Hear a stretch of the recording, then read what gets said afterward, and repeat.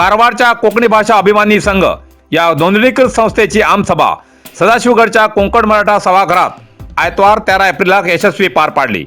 सुरुवात एक संघाचे अध्यक्षा उषा राणे यांनी प्रास्ताविक आणि स्वागत केले। छत्रपती शिवाजी महाराजाला प्रतिमेक आणि स्वर्गीय माधव मंजुनाथ शानबाग हेमगेला प्रतिमेक पुष्पांजली अर्पण केले।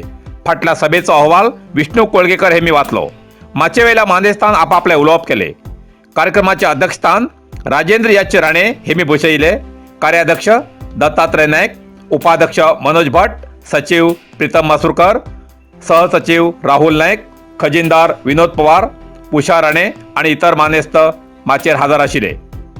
कोकणी अभिमानी संघाचे सदस्य आवर्जून हजर राहून आपापला विचार मांडले। कोकणी भाषेच्या संविधानिक हक्कासाठी आणि अभिवृद्धीकडसाठी संघ बळकटकडच्या विचाराचेर चर्चा केली। अखेर प्रीतम मासुरकर यांनी आभार मानून राष्ट्रगीतान सभेची सांगता झाली।